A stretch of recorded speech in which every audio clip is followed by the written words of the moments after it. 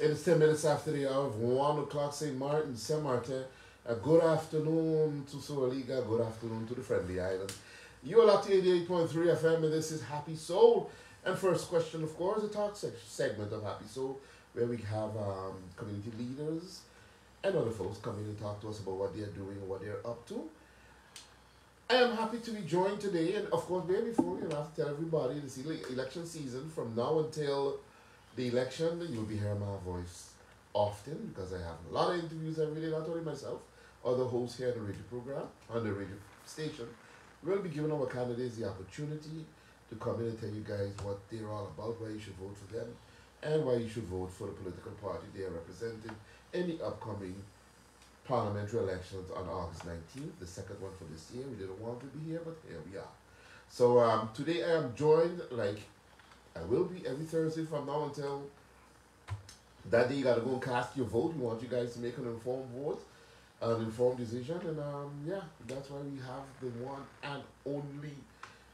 Goes by several nicknames, but on the ballot you look for Bun Camper first, and then you drop in, and it'll say Claudius, right? Yes, Bun Camper Claudius, Anthony, Bun Camper Claudius E. One of the two. Right, so don't go in there looking for Toncha. Don't go in there looking for bunks. You gotta look for Bun Camper. You gotta look for that Bun Camper in the number 2 position on the Nation Opportunity Wealth Party, the Yellow Party, of which he is also deputy leader. Mr. Boncampa, how's things going? And that's my first question to you always. Another week has passed. We are 2 weeks out of, 2.5 out of the elections. This is my personal thing, I call it silly season.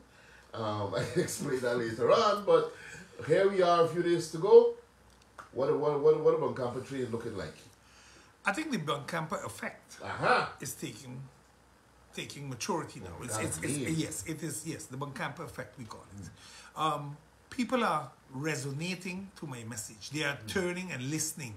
You can check my shows. You'll notice that my views are quite big. People want the truth. I bring the truth to the table.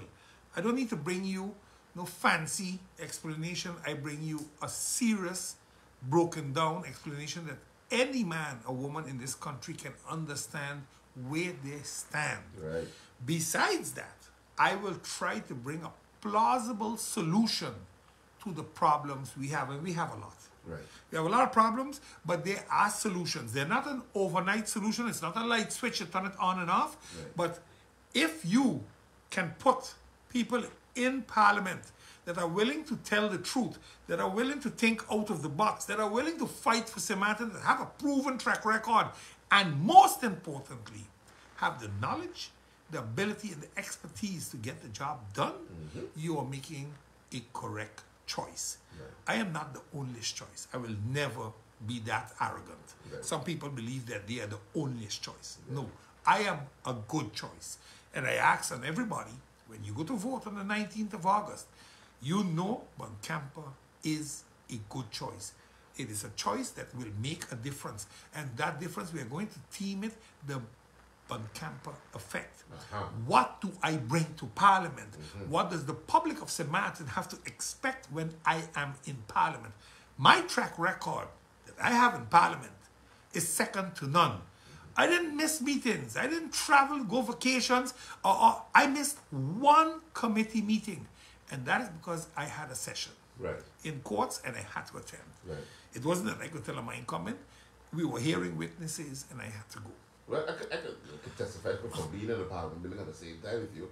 You always knew you were there because everybody heard you. In 2020 to 2021, when they did the review of, I had the best track record.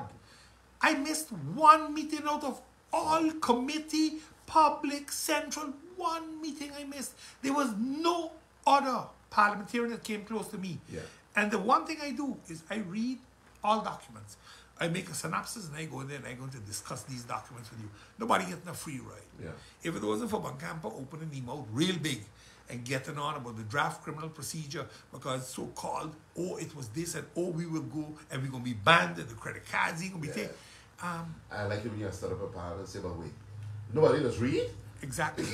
Because we are not reading. Yeah. We just go in there and we listen to each other talk, and then we want to talk. It sounds great. Yeah. Listen, the truth isn't always sounding nice, you know. Right. The truth is telling the people what is really happening.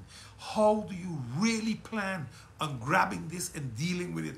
It is not always that you have to make a law. Yeah. Sometimes you just have to amend the law. Yeah. And make sure that we understand, because when we became country, we took over a lot of laws from country, Netherlands and Antilles, that are not really applicable at this point in time anymore in country St. Maarten. Right. So, you know, we just have to sometimes amend things. We don't have to reinvent the wheel. How are you, for your first time around in Parliament, how are you preparing yourself now, you know, mentally thinking about what you want to do before you go in, you know, when you go in there, because I'm assuming you're going to get that seat back. How are you preparing yourself now to tackle this second go round in Parliament? I expect some serious challenges in the sense of how do we deal with the crisis situation St. Maarten finds itself in. How do we make our agendas? Because, you know, Mike, we all create a framework that we call a manifesto. But guess what? When you join a coalition, you're going to have to give in to some of your choices that you made for your manifesto. Right. How do you stand in education? How do you stand in the economy? How do you stand in the safety, the justice, the infrastructure? You're going to have to give in. A compromise here yes. and there. Right. Depending on who the minister is also of that ministry, they will want to put their stamp, their party stamp on it. But you don't want to lose your stamp either as party. So you got to learn to, you know, I believe whoever forms the next government, of which I know that now will be a part of, we need to compromise in such a way that the country gets the benefit and not necessarily the party or the politician. Right. I think if we are mature enough to do that, I think the country stands a fair chance of starting a tedious voyage back to reality, back to normalcy. Look, Mike, everybody comes and, like you said, it's silly season. Yeah. It's the time to promise everybody everything. I think there's one promise that people want. Will I get more money in my pocket? That's the bottom line. And if that's not going to happen, then they're going to be a little disappointed. And I'm willing to tell them, don't be disappointed. Because I don't see nobody being able to put more money in your pocket now, right away. Immediately, right. I think what we can do, though, is to ensure that the money you have can reach further and tackle the things that are most cumbersome on you. One of them being electricity, another one being food, one being transportation, medical. Listen, August, what is the worst thing always for August? School fees and uniforms. Correct. So, again, a lot of people going to be offering to help each other with school fees and uniforms. Right. Listen, anybody want to pay a school fee? Go ahead. Yeah. But don't vote for them. Don't partake in vote buying. Right. You want to give you uniforms? Let them give it to you out of the goodness of their heart. Correct. If they tell you got to vote for them, then it's not genuine. It's just, I give you something and you give me something. That's vote buying, people. Don't do it. I understand the urge. I understand your children need clothes, but we got to learn to find a different way to do these type of things. Right.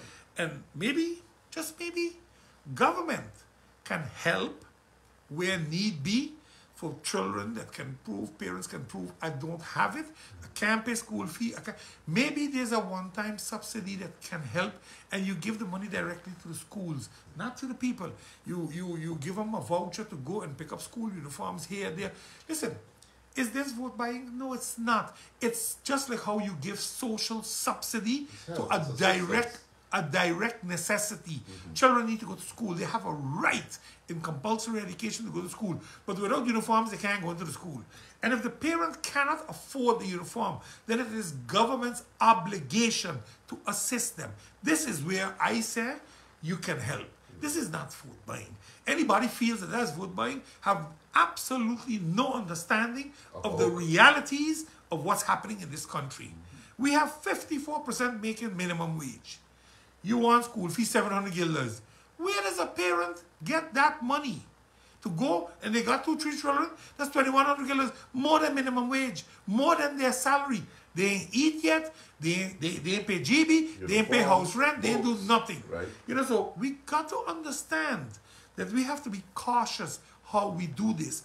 And again, you don't want to open Pandora's box by helping, but if help is needed, we should be able to give it as a government. Are we ever going to get to the point where help, do you think, help won't be needed? Or will we always have to have some kind of subsidy assistance program in place? Because there's those among us in the society that will maybe always need a leg up. You have the less fortunate in your society, you have the disabled in your society, and as long as you are not helping them in such a way that they can help themselves, you're always going to have this fallback position for people in your society. The now came with a plan, the subsidy plan. Correct. And we said, you know, you're going to do this for X amount of years, and I would want to say we're going to do it until 2030, because the sustainable development goals that this country signed up to, the #1 goal is eradicate poverty. But nobody comes with a program to eradicate it. You think we continue doing the same stupidity we did from 2020 to now, that we're going to eradicate poverty in 2030? Absolutely not. So we need to find a way to get people from one step to a higher step. That means you need better paying jobs. It means you need homes that they can afford. You need affordable homes. How do you build affordable homes? Do we use climate fund monies to build affordable homes? We need to think out of the box. Do we use solar powered buses and vehicles to cut down on emissions in this country so we get more money for carbon credits in St. Martin? Do we charge airlines and cruise ships and GB themselves for the emission pollution they bring to this country and have them pay a fee? Other countries, they pay it. So why not here? When will we tell all government-owned companies that have a free concession that you got to start paying back the concessions now to the country, that the fees that you collect, the taxes that you collect on behalf of government, the head tax, the departure tax, that those are now brought back to government in the coffers. So we have money to do certain things for the population. Look, we got to think out of the box. We have to find ways that we can make money without breaking, because we love to use, the small man. It's not the small man. It's the unfortunate that isn't getting a fair opportunity like the now wants to offer people nation, opportunity, and wealth. We want to give you the opportunity, but to give you a good opportunity, we need to prepare you properly. We need to educate you also, and we need to give you some stepping stones, not stumbling blocks, that you can move from point A to point B. And it's going to take a while. It's going to take a few years. This is not going to happen overnight. If anybody believes any party going in there and the next day the wage gone from $1,800 to $2,700, there's a damn fool. Yeah, it's not going to happen. Looking at your first term in Parliament, you were always known as somebody who would give any party the benefit of the doubt. Yes. Okay, that was almost like your forte. That's it. You know, give them the benefit. Do what you got to do, but report back, etc., etc. As long as it's good for the country, I'll support it. Seeing as what you've been through and some of those people who you've given the benefit and now turned out to be abstract failures, is that still your mindset heading into? Can people still expect that of you? Yes. I will not So change that. No, I will never change giving somebody the benefit of the doubt. Now, if you prove to me that you don't deserve the benefit of the doubt because of your actions based on what we agree to, that's a different story. I approach you with more caution because you're not truthful in your actions. You deceive people. So I want to be very careful with how that works. But I will never go into a government up front and say, I ain't doing this, I ain't doing that, I ain't working with he. No. Once the population speaks and they elect people, you have to be mature enough to put your campaign differences and your political differences aside and work in the interest of the country you are representing. Because at the end of the day, that one of the 15 seats that I will occupy is for the people of St. Martin. It's not just for the now supporters and the Boncampo voters. No, it is for the people of St. Martin. So you have to be willing to work. The thing is, at least you know what they are and how they are. And then you make sure that you don't get misled into discussions that are not true. That's why I said the most important thing that I bring to the table is I tell the truth. Right. I don't mince words. I tell you sometimes what you don't want to hear, but at least you know the truth, you know where you stand. Right. We of course, now we're getting closer to the election, so you're going to hear the vitriol in the aggressive opinion from a lot of parties. The claim that the sitting government, who's been here a handful of months, 2 months, 2.5 months, what have they done? They haven't done anything. We were there, they were criticizing us, but look at it now. What have they done? How do you respond to those kind of, how do you call it, political outbursts? I don't know what you call them. How do you react to that at this point of the campaign? I just have a good laugh, and I say, here we go again with the nonsense. Let's be honest. Let me take education because that's one of the portfolios we have. Yes. I hear some of them spewing out there. Oh, they said, oh, what have you done for 4 years and 3 months? What did your government do? What did you do in Parliament? Absolutely nothing. Thank God to Lyndon Lewis as minister and the whole ministry and the cabinet that the advice is finally signed and going through the mill so air conditions can be put. Oh, it's 11 days away. Yes. 4 years and 3 months, you all didn't do nothing. Absolute this. Big zero. Yeah. That's what you all are. A big, big zero. You all are the worst government ever. You went out there, campaign, signed covenants, promised people cola, vacation allowance, and then there's nothing because the budget wasn't even prepared for it. You see, you all are such liars. And I keep saying, tell the truth. People will understand that you're incompetent sometimes and that you need help. Because guess what? This way you didn't tell nobody. 30 million guilders got to be cut from the present budget because it ain't no good. Yeah. That budget that the NA brought to Parliament and rushed through. And if they don't sign it, we're going to get hand raising and all those things. And today, 30 million guilders is being cut in education, justice, infrastructure, all over the place. Talk about that. That's what you all did in 4 years and 3 months. That we got to now cut because you went and tell a lie. You went and fabricate a budget that wasn't true just to win an election. It shows the caliber of people you all are. It shows that you will sell what you got to sell to win a seat. Well, bunks don't do that.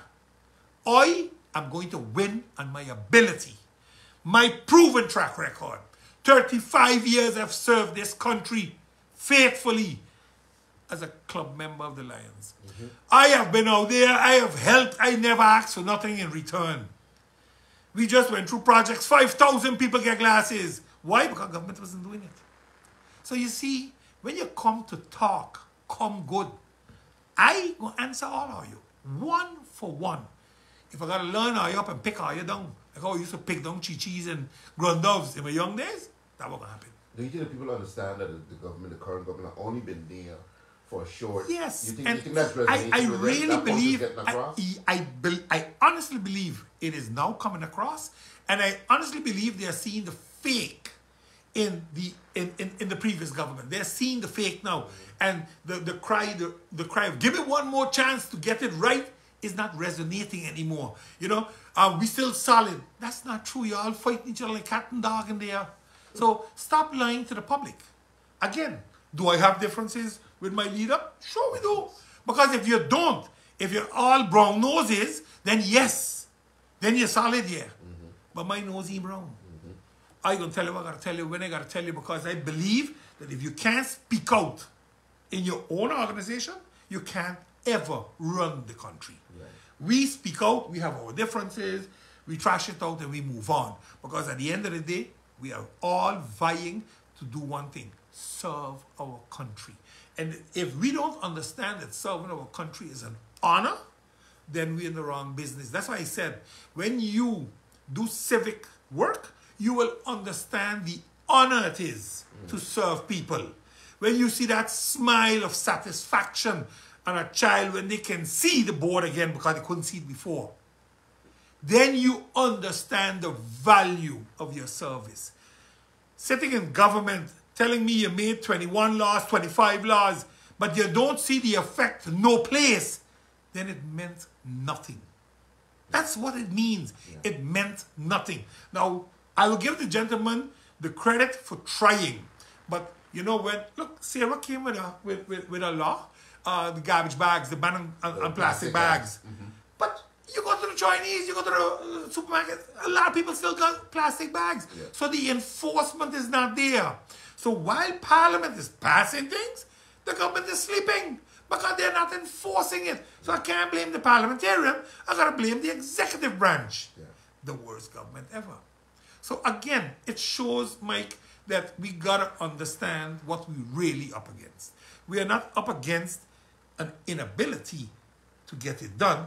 We're up against a group that, well, it wasn't mine, so I'm enforcing it. Mm-hmm. And that's unfortunate. Mm-hmm. That's very unfortunate. I want to speak to you a little bit about a couple of elections now. We're seeing what I like to term interference in trying to dictate, influence, steer the elections and political dynamics on Samaritan in a particular direction. And I'm talking specifically about the actions of the prosecutor when it comes to starting investigation at certain times, be it vote buying or whatever. We get a lot of our politicians complain about these things. We complain about screening. We complain about these kind of actions. But why is nobody actually doing something or really standing or voicing their opinion against these things? I mean, I don't think it's right. It's a form of colonialism to me. In terms of how you want to control an election in a country by doing certain things just before that election. Because they put a target on your back. Correct.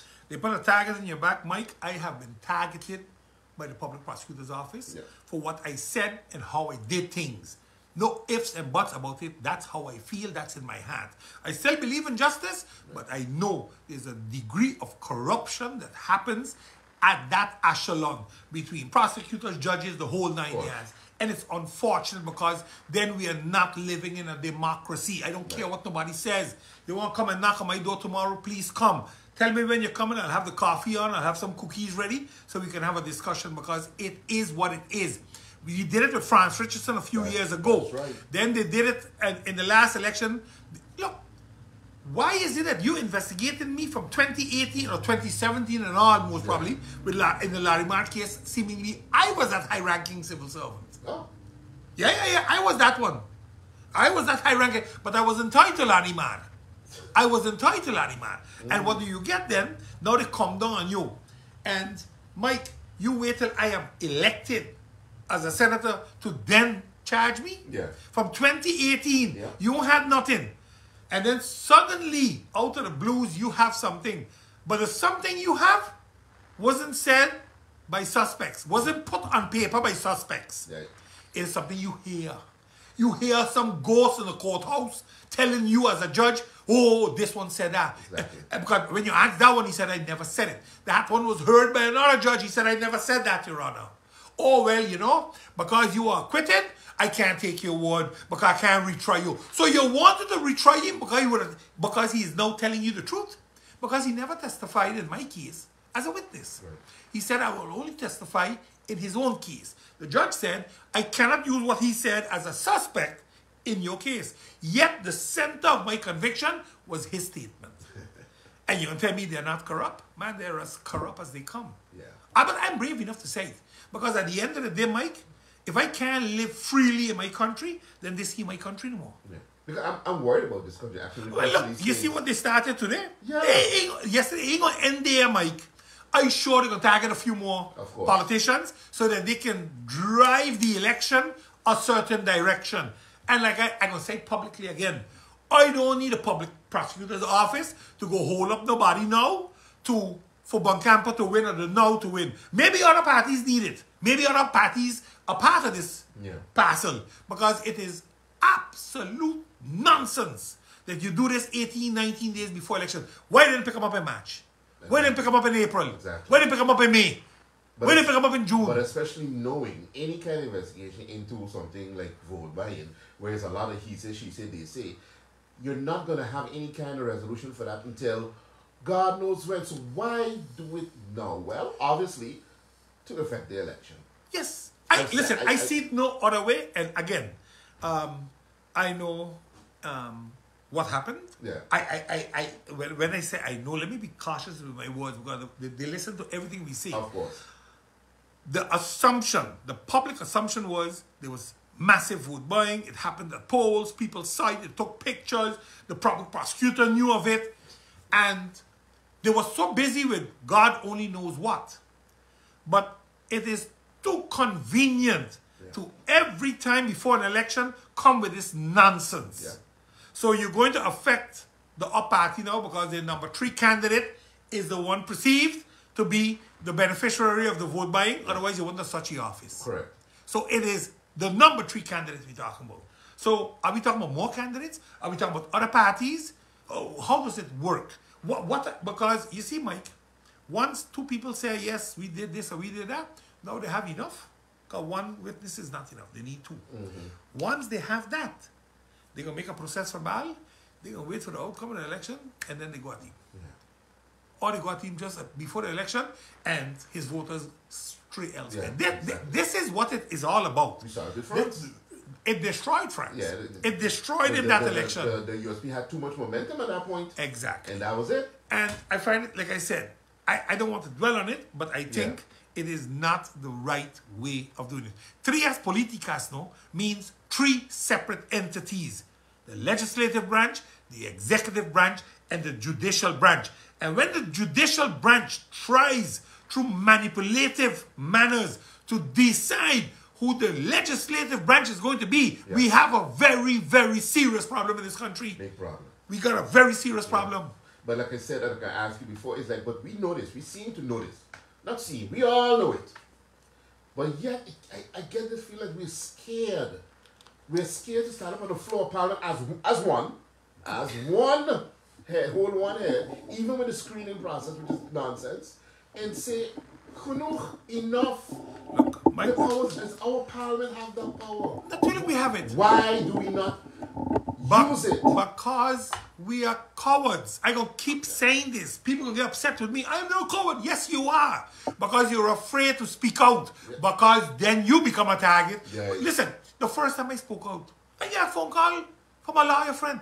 But don't say those things, boy. They're gonna come for you. They're gonna come for you. And lo and behold, 2 months later, they came for me. They came for me. They had nothing. And up to today, they had nothing. Right. Yet they came for me and I got 2 verdicts. The second verdict was the best one. They needed 3 months to write 10 lines. 10 lines they wrote. They needed 3 months for that. Yeah. And then they come at me after one day election. You know, so people are afraid to be targeted. Yes. And it's just like our political is afraid to be victimized, because political victimization in St. Maarten is also a real thing. But this is something that politics has brought upon. We victimize people based on which political party they supported, how big their mouth was, etc., etc. Very unfortunate, but this is something that is stemming back 50 years already. Right. We have brought this along with us, and I thought as we mature as a country, as our people get more educated and we learn, we saw how it works in the outer world, that we would have changed.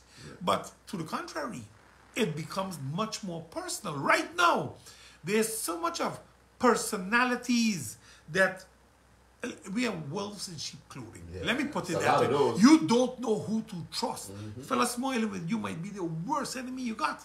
And yet he's portraying himself as your friend. Right. And, you know, it mashes up a lot of family relationships. Right. I always say, if you don't have all the facts, don't say nothing. Don't pull conclusions. Don't throw shots. You're going to destroy good relationships. Right. And again, this election is happening.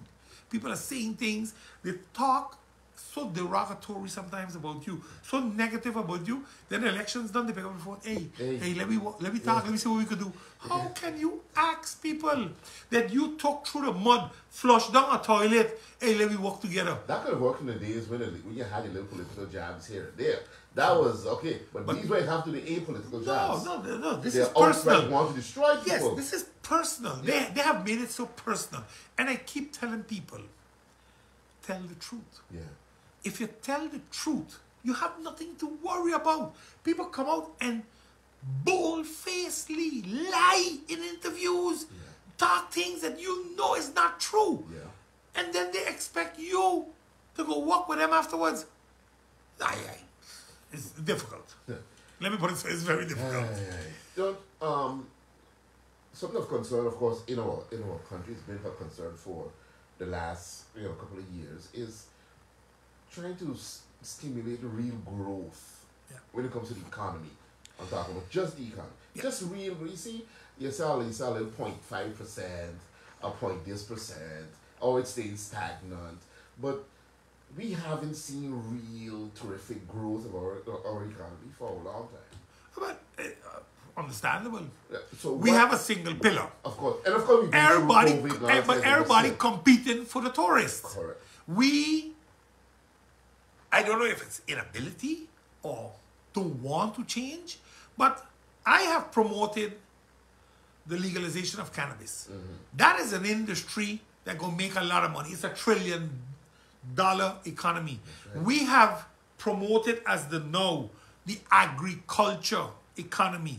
We have spoken about the orange economy, where you bring in your artists, you deal with them the right way. We have said we can make money through transaction taxes of the money that really going through this country. We have said, let's get rid of the turnover tax and have an import duty with the French side equal, so that whatever comes in, everybody can pay for it, because it's taxed at the source and not through every store. Because turnover tax is a very nice tax. It brings in 150 million for the country, but it's a very aggressive tax. It goes very nasty because the first one pays 5%, the second one pays 5%, the third one pays 5%, the fourth one pays 5%. By this time, you're done on 22, 23%, not 20, because it adds up. It's cumulative, and then you have a problem. So exponentially, you pay much more for the same good. So a good, and then naturally, you have to be willing to educate your people to work in the new society. Construction, the construction world is a world that is always busy, and they are good paying jobs. Masons don't make minimum wage. Masons make $80 to $100 a day. They work 20 days, they make $2,000 livable wage. That's how it works. So if we decide we want to go into the construction world, where we are going to start replacing the homes we have now with affordable homes that are solar oriented, much better resistancy with the roofs and how we go with everything, you are creating a new era of work for the next 10 to 15 years. If we decide we're going to do waste to energy, we bring that plant from the landfill. We are now going over to making 10, 15, 20 megawatts in fuel. When I say fuel, using garbage waste as fuel to burn, lower your landfill, and drop the cost of electricity significantly. Now, to build that plant is going to take about 18 months to 24 months, about 2 years. It means that 2 years from now, if we would start tomorrow, we would have electricity. If we make 20 megawatts and we using right now 50, let's average it out, that means 40% of your fuel cost is gone. That means from the 40 cents you're paying now, you're going to be paying 24 cents most probably, because 16 cents is gone. The waste of energy is handling that. And then you have solar. Again, remember, fuel cost is one thing, but production is also another cost that you have to look at. If you go into solar, your whole production cost, you have no engines, you have no maintenance on those things. It is a whole different ball game. Your cost plummets. That's why it's so important that renewable and alternative energies create that, because at the same time you go on the other side and you're collecting money for carbon credits that you can sell. These are things that people don't understand very often. It is a complex theory, it is very but technical. it is plausible. It is plausible now, right now. And for whatever reason, we seem not to want to go there. I don't understand. Well, I see a leader put out, I think Chris put out a video today, in Chris style. Went up on the dump. I still think MP Emmanuel should have been wearing a mask, because you're exposing yourself up there to Chris went up there with a pick, talking about waste energy. And as you and him has been talking about since God, Jesus. Well, listen, in 2016, when the government that was sitting there at that time decided not to continue anymore with Synergy because it was a whole big problem, we were at the Waste Expo when Chris and we were there. We met with a Canadian group who was talking to Curaçao and Aruba. With a German group. That's how we met them. And then we got into discussions. We got a few bids that came in. The same LNG boat pack up outside of GB. That was one of the bids also. I think there were 3 or 4 bids.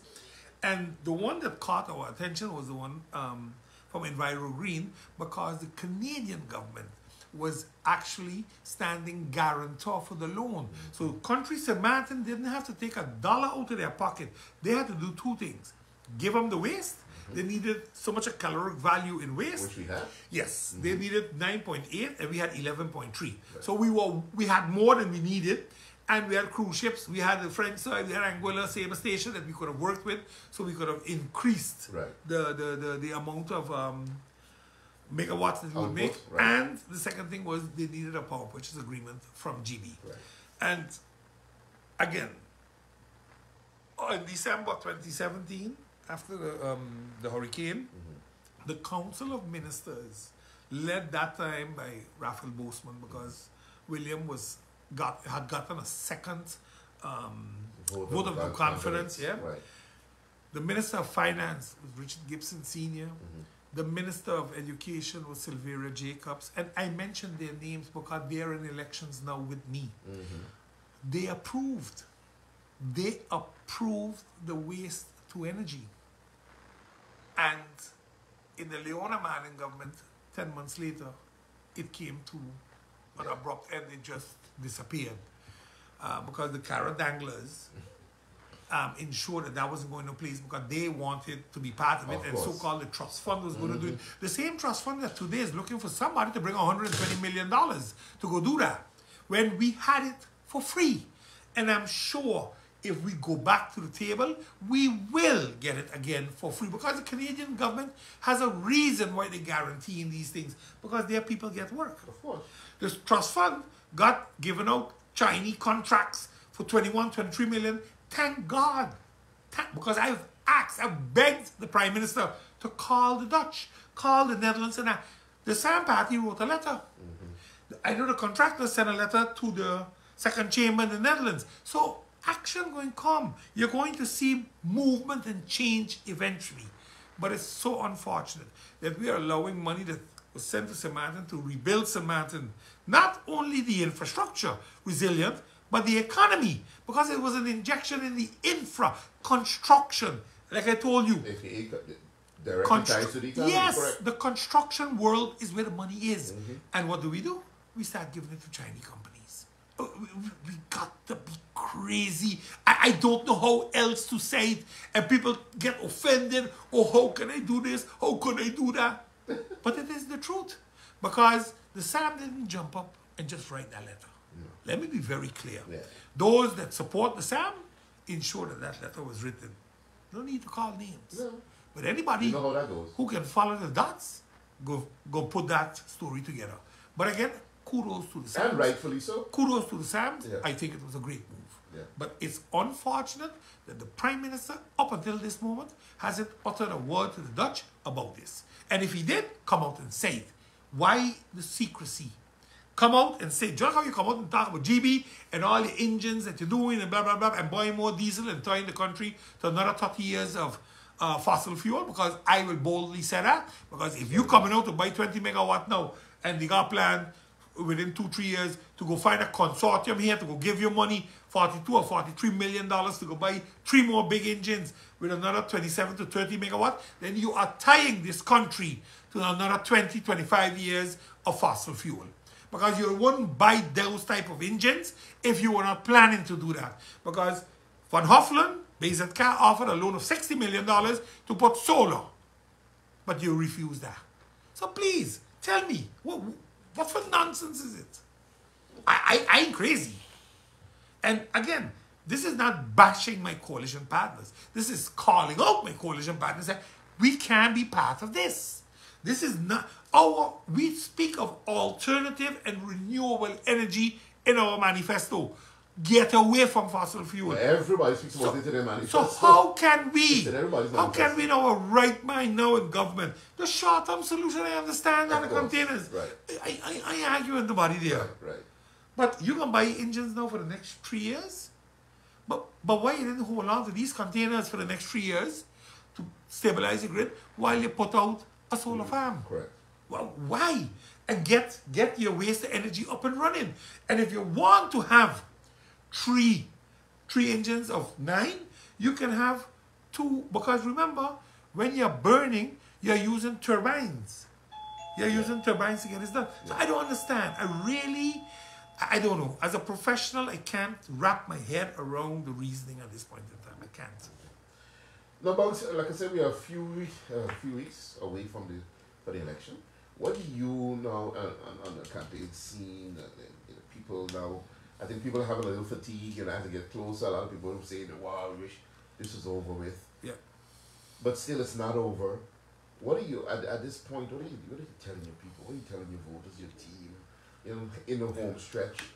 Does the message change in the home stretch? No, it does not. Does it get more intense? The message needs to remain consistent.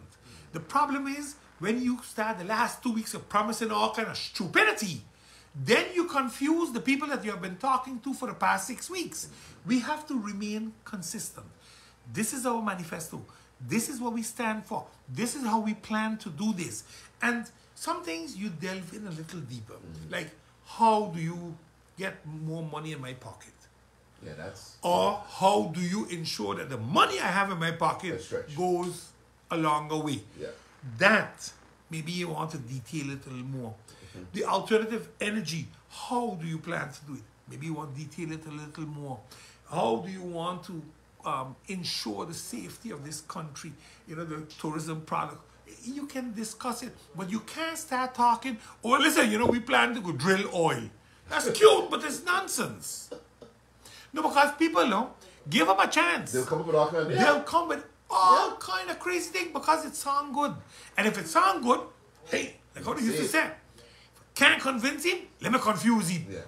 And that's what voters... That's what you say the children vote for. Yes, voters have to be very cautious now. Ask the question how you're going to do it. And if your mind telling you that's BS, that's because it's BS. Yeah. You understand? Let's be honest. You ain't going to raise 200 million overnight. We are not the Democratic Party in the US like Kamala Harris that has 200 million in 3 days. Yeah. That ain't going to happen here by us. Right. So we got to be honest and say, okay, how can we get more money out of the same 60,000 people we have here? Or do we say, no, the 60,000 people, that is this base of money. That would be this amount in wage tax, this amount in import duties, but where do we go with the rest? Do we go to the transaction tax? That can give you 100 million, 120 million guilders. Do we go there? I heard them talk about the flyover tax, raising the room rental, the Airbnb taxes. When you compile all these taxes, what is the end number you're going to end up with? Because that is what you can do something with in society. It is now, you're going to see a lot of people going to start throwing out numbers. I want to be very cautious with throwing out numbers because you have to be very sure and accurate about the source of the numbering. Right. Because we can easily say this or that, but if we are not 100% sure, it can be very misleading to any story you put out there. And the last thing you need to do is tell a lie. That's why I keep saying, the one thing you're going to get from Bankampa is the truth.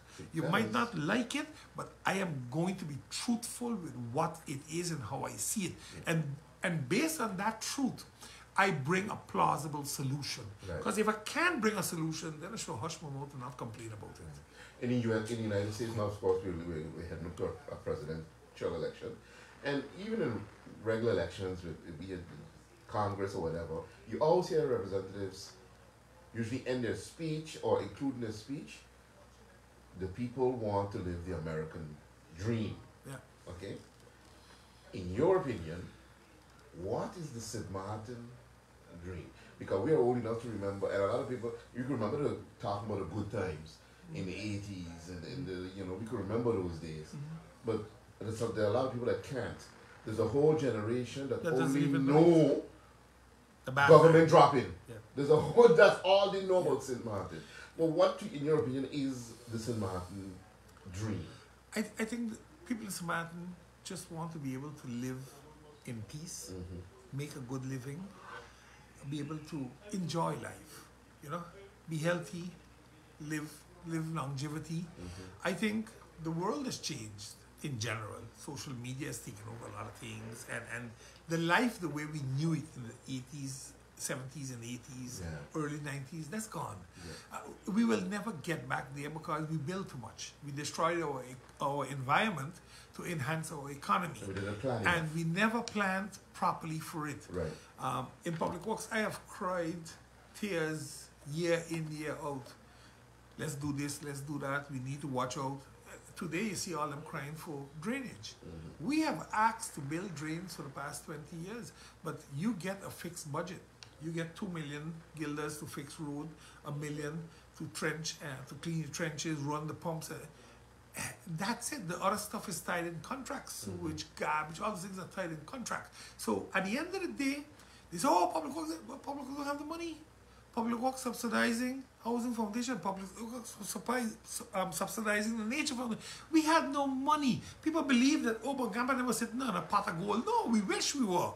But we had to do everything with so much. And the reason the bulk of the money was in health, education, and justice. That's where the bulk of the money was. I think 70 or 80% of the budget was there. Still there. So when you hear that you've given not even 1% of your budget to sports, culture, heritage, how do you think you're going to have athletes playing in the World Series like Kyoso and Aruba have? Yeah. But we don't put it, we don't fix the fields, we don't do nothing, but we expect to have, listen, we have so much of raw talent here. They expect to have Olympians. Yeah, when they go away, they go to other countries, that's where they excel. That's right. You think they come back here to wave your flag? No, they can wave the flag that allow them to excel.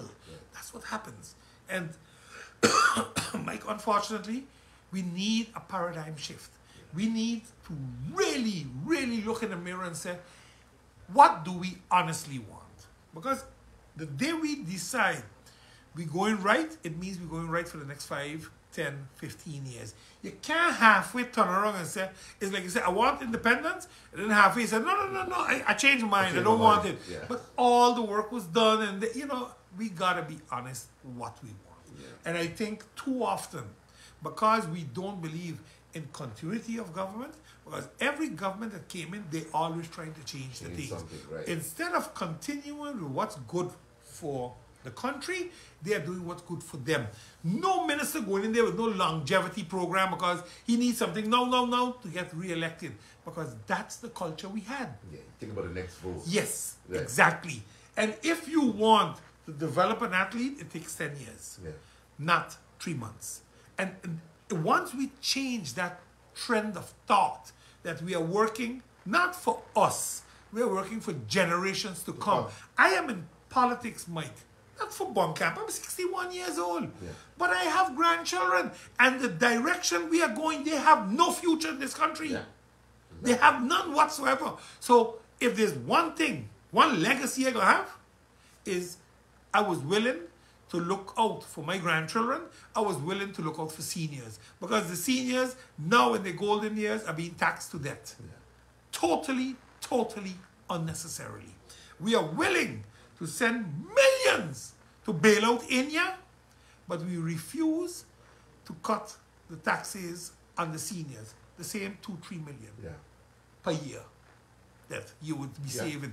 I told them, do we bail out GB? Yes, we should. But there are a few question marks I have with that bailout. Because when you ask how much money GB has outstanding, and you hear them talking about figures about 150 million, then you start to ask yourself, well, wait. Well, I would like to see them actually put those numbers out like that. Yes, but that's the only thing I want to know. Yeah. How much it is. Yeah. Because remember, I stand on it. Had we changed the law from APS to allow the 3,000 people from India to become APS recipients, as be it an exemption, be it whatever you want to call it, that money would then go there. Right. And you would supplement the APS. And APS can also then be the car, the wagon, to bail out GB. Yes. And you turn over the access from GB to APS until it's regulated, then government paid it back. Listen, there are ways we can do things, Mike. But you know what the problem be? Knowledge, ability, Problem is, expertise, and heart to fight it. Because they're going to fight you. another problem is, you're not in Parliament.